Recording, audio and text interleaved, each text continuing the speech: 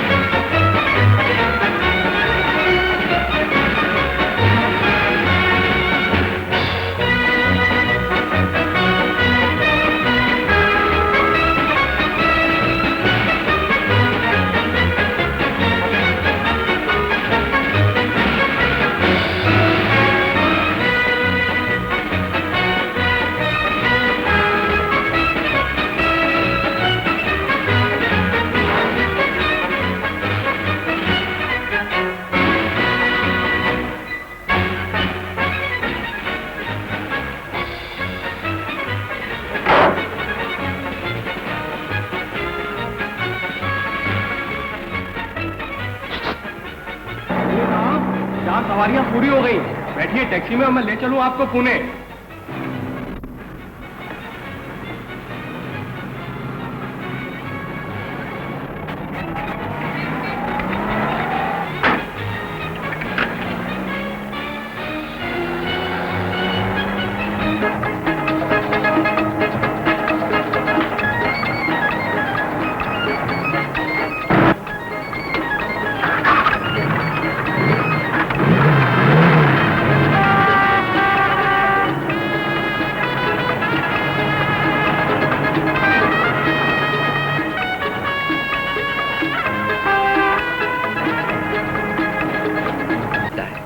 हिंदू है तो देवी देवताओं के सामने अपने मस्तक को झुकाकर, और अगर मुसलमान है तो या अल्लाह कहकर। आज पहली बार देख रहा हूँ कि एक ड्राइवर अपनी बहन के चरण छूकर सफर पे रवाना हो रहा है। अगर आपको मेरी कहानी मालूम हो ना, तो शायद मेरी इस बात पर आपको इतनी हैरानी न हो। बड़ी विचित्र कहानी है क्या? जी, सुनेंगे? सुनते हैं। हाँ, बातों में समय भी कट जाएगा और मैं एक जर्नलिस्ट हूँ, लिखने के लिए कुछ मटेरियल भी मिल जाएगा। तो सुनिए, कोई 3-4 बरस पहले की बात है। जहाँ का मैं रहने वाला हूँ वहाँ सूखा पड़ा, धरती बांझ हो गई। मेरे जैसे सैकड़ों बेकार काम धंधे की तलाश में अपना वतन छोड़कर इधर उधर मारे मारे भटकने लगे। और फिर एक दिन मैं और मेरी ये बहन सपना, हम लोग भूखे प्यासे थके मांदे बोरीवली स्टेशन पर उतर गए।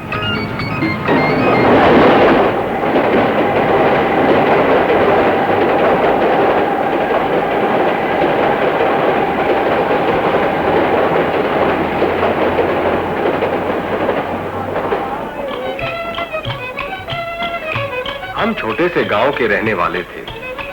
इतना बड़ा शहर देखा तो देखकर हम भाई बहन दोनों का सर चकरा गया।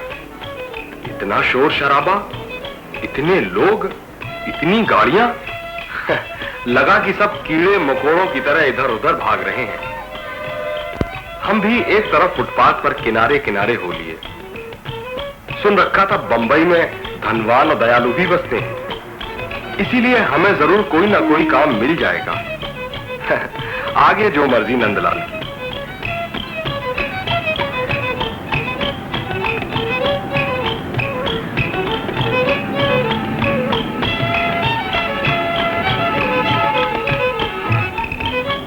फुटपाथ पर बसे लोगों को देखा तो सोचा कि हम भी रात फुटपाथ पर ही काट लेंगे, सुबह देखा जाएगा।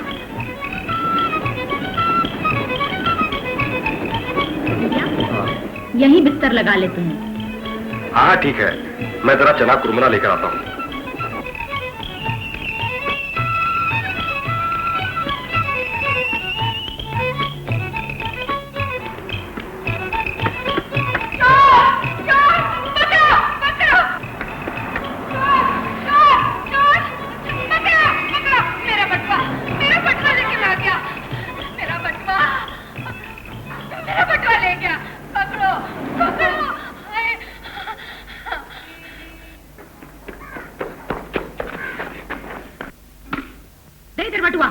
तुम कौन होती हो बटुआ मांगने वाली?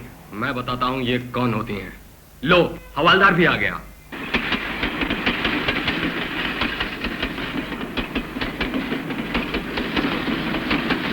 बटुआ, ये लीजिए।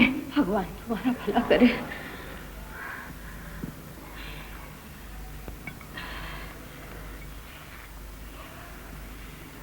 ये देखो, इस बटुए में 700 रुपए थे।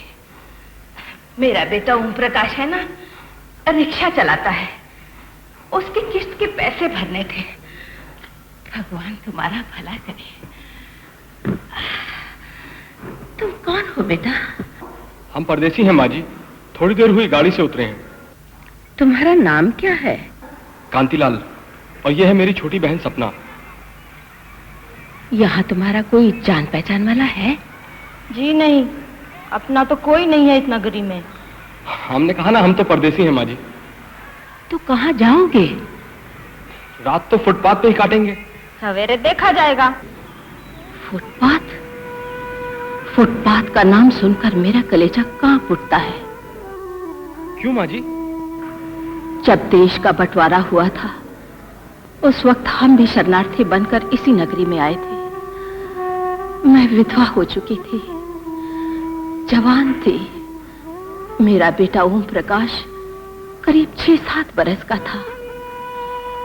हम दोनों फुटपाथ पर रात काटने के लिए बिस्तर बिछा रहे थे कि मवाली लोग हमारे इर्द गिर्द जमा हो गए।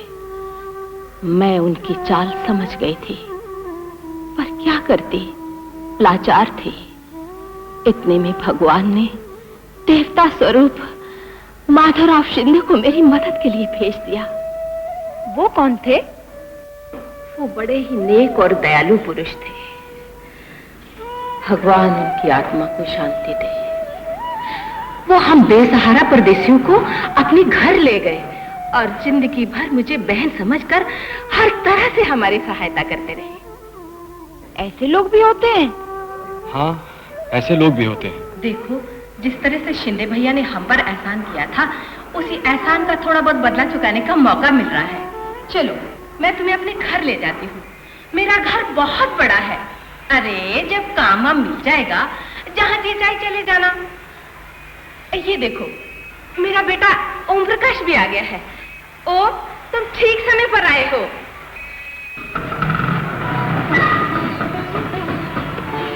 क्या हुआ माँ? मैं पूरी कहानी तुम्हें घर आकर बताती हूँ। बेटे ओम, ये दोनों बच्चे परदेसी हैं। इन्हें अपनी रिक्शा में बिठाकर घर ले जा। मैं मंदिर से होकर आती हूँ।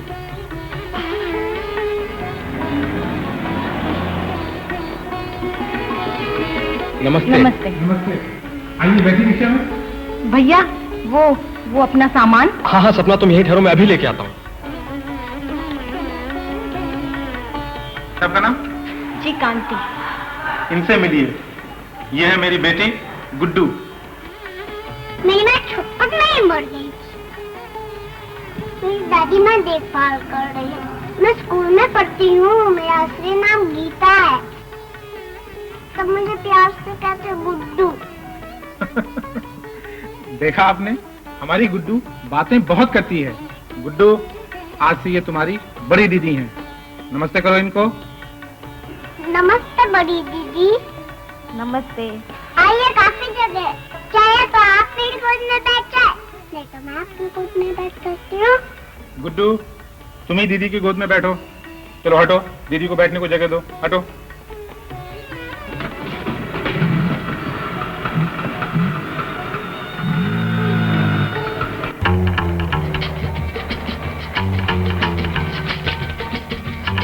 बस साहब, जिस दिन से हमने ओम प्रकाश जी के घर में कदम रखा, यूं समझिए हमारे तो दिन ही फिर गए। पहले मैं क्लीनर बनकर ओम जी और उनके साथियों के स्कूटर साफ करने लगा। धीरे धीरे ओम जी ने मुझे रिक्शा चलाना भी सिखा दिया और फिर एक दिन उनकी मेहरबानी से मुझे ड्राइविंग लाइसेंस भी मिल गया। माँ जी की नजरों में मैं ओम जी का छोटा भाई था। अब जरा मेरी बहन सपना के बारे में भी सुनिए। ओम जी की छोटी बच्ची गुड्डू सपना को अपनी दीदी समझती थी। गुड्डू बहुत तेज थी। घर में कदम रखते ही उसने सपना को पहला हुक्म ये सुनाया।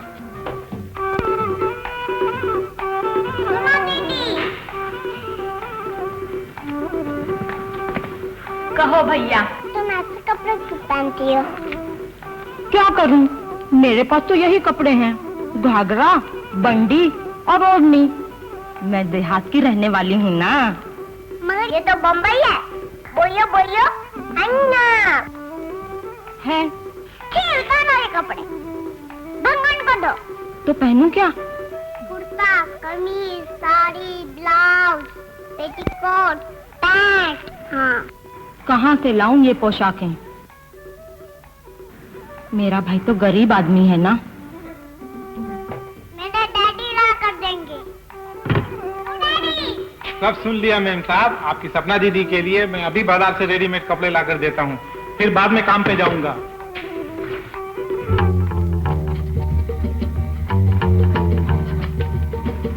देखो तुम्हारी टीचर आ गई है, अंदर जाकर पढ़ाई करो। चलो।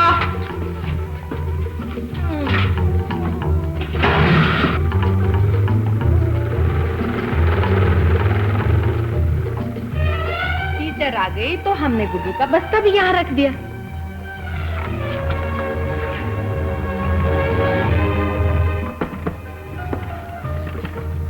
Good morning teacher. Good morning Guddu. चलो आओ और आके भारत का नक्शा बनाओ। नहीं, मैं पहले हाथी बनाऊंगी।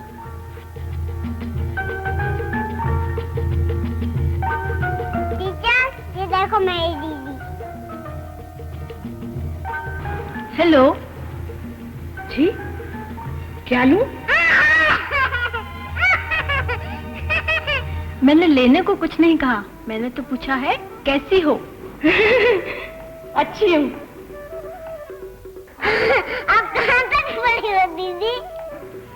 भाई मैंने तो किसी न किसी तरह 5वीं कक्षा पास कर ली और फिर पाठशाला के पास नहीं फटकी। बुरी बात है, लड़कियों का पढ़ाई नहीं छोड़नी चाहिए। गुड्डू ठीक कहती है, लड़कियों को पढ़ाई नहीं छोड़नी चाहिए। एजुकेशन लड़कियों का सबसे कीमती जेवर है।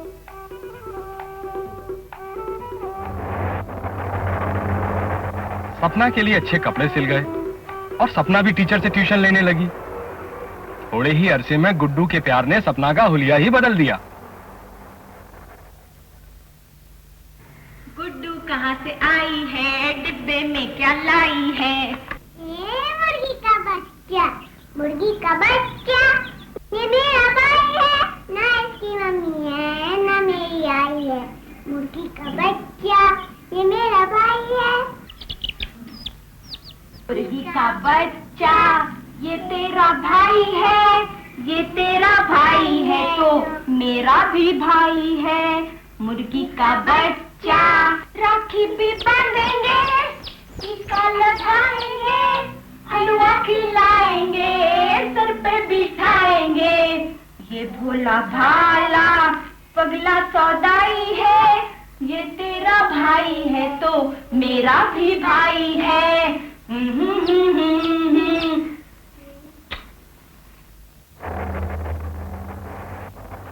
एक दिन माँ जी ने कहा, देखो कांति, जवान जहान लड़की को ज्यादा देर घर में नहीं बैठाना चाहिए, अब उसके हाथ पीले कर देने चाहिए। मैंने कहा, हाँ माँ जी, उसकी सगाई तो कब की हो चुकी है, अब उसके ससुर जी को मैं पत्र लिख ही देता हूँ। अब तो मैं भी 4 पैसे कमाने लगा हूँ। माँ जी कितनी अच्छी है, उन्हें मेरा कितना ख्याल रहता है। आजकल जब भी भैया को खाना परोस कर देती हैं, ये कहे बिना नहीं रहती। कांति, अब सपना के हाथ पीले कर देने चाहिए, लड़की जवान हो गई है। दीदी, ओ दीदी, ओ दीदी। ओह, मैं जरा अपने ख्यालों में खो गई थी। आ गई गुड्डू स्कूल से? हाँ, मैं गुड्डू स्कूल से। देखो, मैं अपनी सहेली के घर से पीला रंग ले आई हूँ। क्यों? इसलिए कि मैं ही तुम्हारे हाथ पीले कर दूं।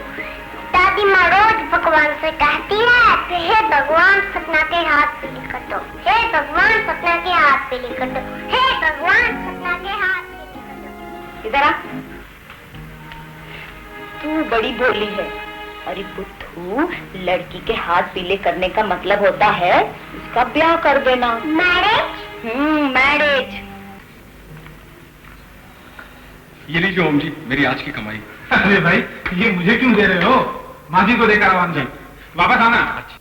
श्री कृष्ण गोविंद हरे मुरारे, हे नाथ नारायण वासुदेवा। ये मेरी आज की कमाई। चौकी पर रख दे बेटे। हे नाथ नारायण वासुदेवा। गुड्डू बेटे प्रसाद ले ले। सपना, सपना जी। आज जो डाकिया चिट्ठी लाया था वो कहाँ है? जी वहाँ रखिए। इधर लाना। लीजिए।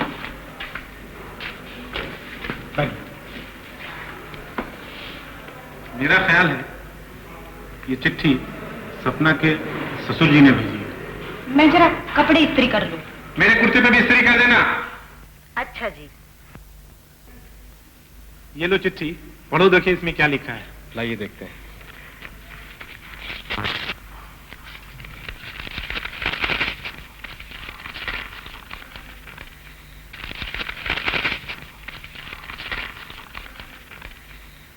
प्रिय कांतिलाल, भगवान तुम्हें सलामत रखे। तुम्हारा पत्र मिला, उसके अनुसार मैंने अपने बेटे मदनलाल के ब्याह का मुहूर्त निकलवा लिया है। पंडित का कहना है कि अगले महीने की 7 तारीख बड़ा ही शुभ दिन है। चुनांचे 7 तारीख पक्की ही समझना। मैंने भी कार्ड छपवाने दे दिए हैं। दिन थोड़े हैं, काम ज्यादा। तुम भी बेटी सपना की शादी की तैयारी आज से शुरू कर दो। इंपॉर्टेंट, अब एक जरूरी बात ध्यान से सुन लो, दहेज के बारे में। मैं चाहता हूं चिट्ठी का ये हिस्सा अब आप खुद ही पढ़ लें।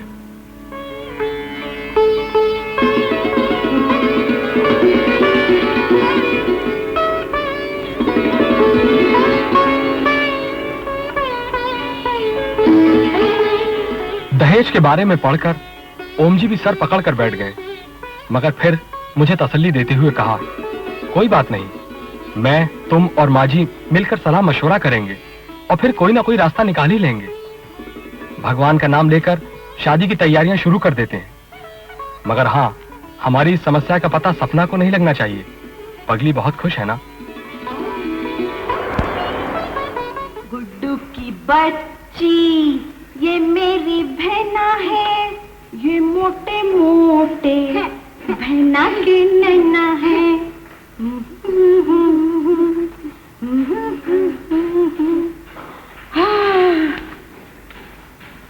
मैं तो थक गई। अब आपकी बारी है। क्या? अब आपकी बारी है। तू मुझे झुलाएगी? मेरा वजन पहले ही 1.25 मन था। शादी की खबर सुनकर 1.5 मन हो गया है। मैं बैठी तो तेरी तो चटनी हो जाएगी, समझी? चल सरक, मुझे भी लेटने दे। दीदी, मैं ही शादी कब होंगी? अरे जरा सब्र कर। जिस तरह मेरे लिए लड़का ढूंढा है ना, माँ जी तेरे लिए भी कोई लड़का ढूंढ ले। 2 लड़के ढूंढने की क्या जरूरत है? मेरी शादी भी मदनलाल से कर दो। तो तू मेरी सौत बनना चाहती है? सौत क्या होती है? गुड्डू। दीदी। अरे भाई, खाना तैयार है, चलो चलकर गरम गरम खाना खा लो। चिंता से उस रात भी मुझसे खाना नहीं खाया गया। मुहूर्त के मुताबिक 7 अगस्त को शादी थी, मगर बारात 6 तारीख दोपहर को ही बस में बैठकर वहां पहुंच गई। ओम प्रकाश और हमारे साथी स्कूटर लेकर पहले ही बस के अड्डे पर मौजूद थे।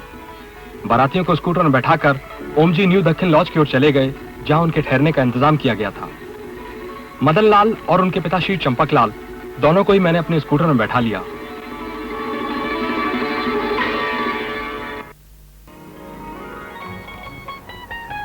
ओम बेटे, बारात आ गई? हाँ माँ जी, हमने बारातियों को न्यू दक्षिण लॉज में पहुंचा दिया है। सपना के ससुर और मदनलाल जी कांतिलाल जी के रिक्शा में बैठकर शॉपिंग करने गए हैं। हाँ कांतिलाल, हिम्मत करके तुम अपने दिल की बात टेलीफोन पे समझी से कह दो। हेलो जी, मैं कांति बोल रहा हूँ। जी, मैं सुन रहा हूँ कांतिलाल जी, बोलो, क्या बात है भैया? जी, वो शाम को मैं सबके सामने आपसे कुछ कह ना सका। वो जो दहेज में आपने 8,000 रुपए की रकम मुझसे तलब की है, वो मेरे लिए बहुत ज्यादा है, इसलिए इसलिए जी इसकी जगह अगर आप 4-4.5 रुपए कर दें तो आपकी बड़ी मेहरबानी होगी। हरगिज नहीं। कान खोल कर सुन लो, नकदी 8,000 रुपए मिलेगी तो ये फेरे होंगे, वरना बारात जैसी आई है वैसे वापस चली जाएगी। अरे अभी 20 घंटे पड़े हैं इंतजाम करने में।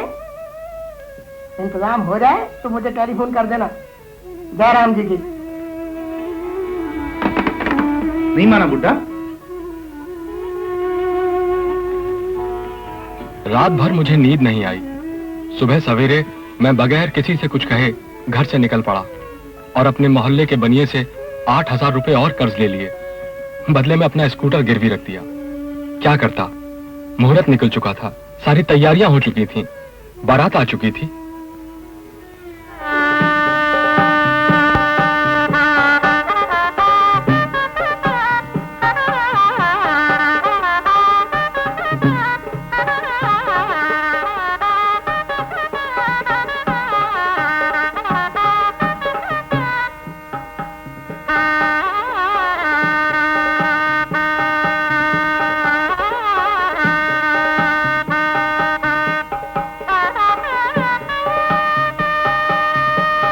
आखिर वो घड़ी आ गई जब सपना को वरमाला पहनाने के लिए मंडप में लाया गया। शहनाइयां बज रही थीं, खूब रौनक थी, सब खुश थे कि मेरा ये राज कि मैंने स्कूटर गिरवी रखकर 8,000 रुपए की रकम कर्ज ली है, बनिए की बहू ने सपना की टीचर को बता दिया। टीचर ने ये बात सपना के कान में डाल दी।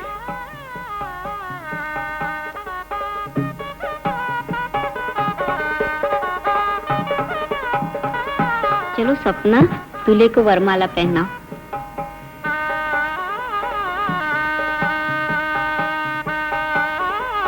मैंने देखा उसके हाथ कांपे, होंठ थरथराए, आंखें भर आईं और सहमी हुई आवाज में बोली, मैं हाथ जोड़कर विनती करती हूँ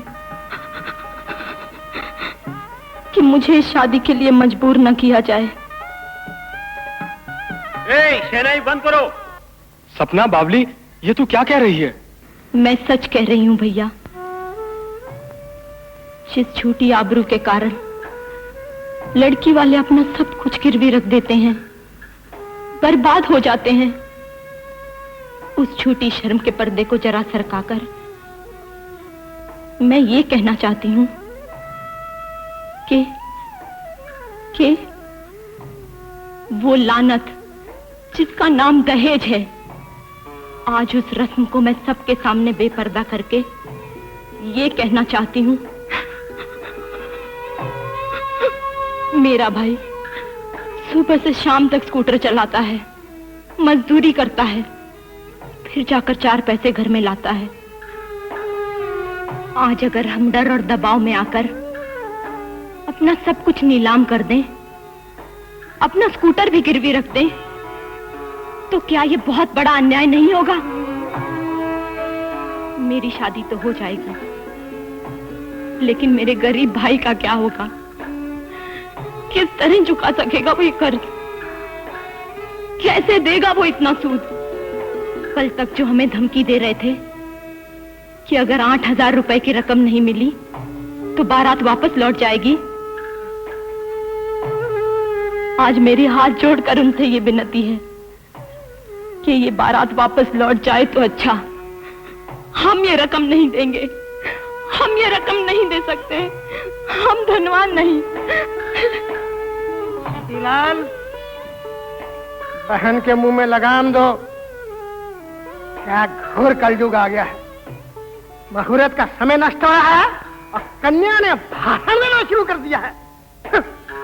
तो बोलो। सपना, बावली तुम होश में तो हो? हाँ भैया, मैं अब होश में आ चुकी हूँ।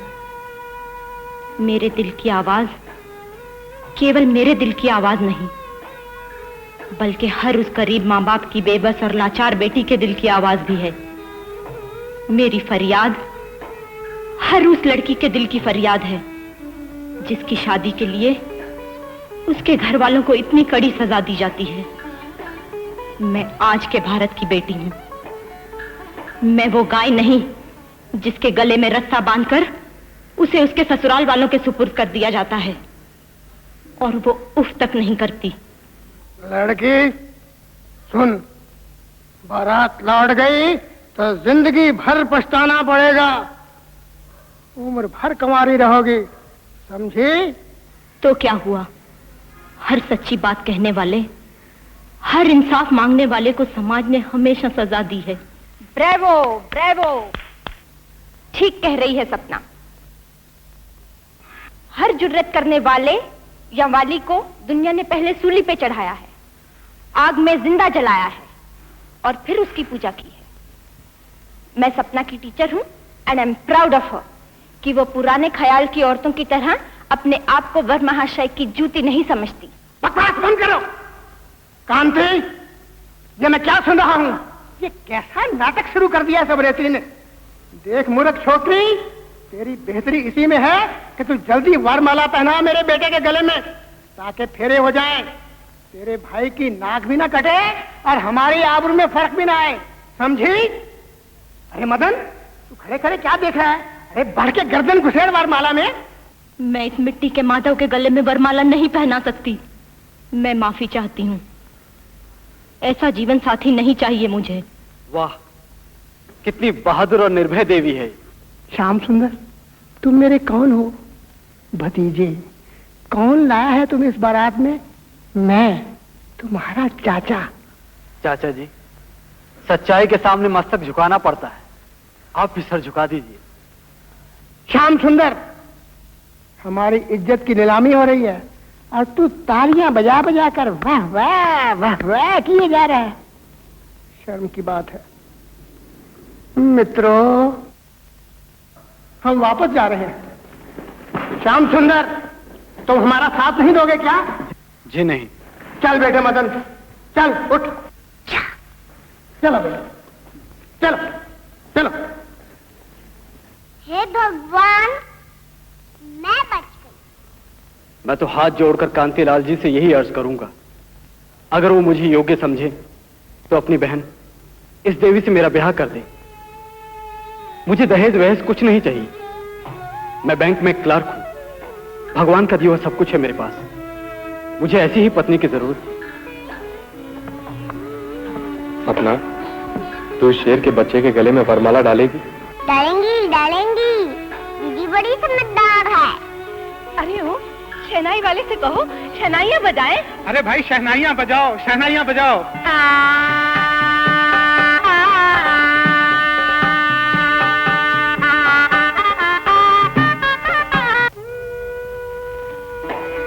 बस साहब, ठीक वक्त पर भगवान ने हमारी बिगड़ी बना दी। ऐसा बहनोई मिला है जो लाखों में एक है। आज श्याम सुंदर हमारे गांव के स्टेट बैंक में एक बहुत बड़ा अफसर है। उसकी राय से मैंने भी 20 सूत्रीय कार्यक्रम के अनुसार कर्ज के लिए अर्जी दी, जो मंजूर हो गई और मैंने ये गाड़ी खरीद ली। धीरे धीरे कर्जा भी उतर जाएगा। कहिए साहब, कैसी लगी मेरी कहानी? Oh beautiful. अरे भैया, हमारी तो आंखें खुल गई। हम भी पुणे अपनी बेटी के दहेज के बारे में समझी से फैसला करने जा रहे थे, मगर हमने तय कर लिया कि अब हम भी ऐसा नहीं करेंगे। क्योंकि दहेज लेना भी पाप है तो दहेज देना भी पाप है। अब आप हमें खंडाला रेलवे स्टेशन पर उतार देना। हम ट्रेन में बैठकर वापस बम्बई चले जाएंगे और तुम अंकल को पुणे पहुंचा देना। ले सपना, तेरी मिसाल से एक और परिवार ने दहेज से तौबा कर ली।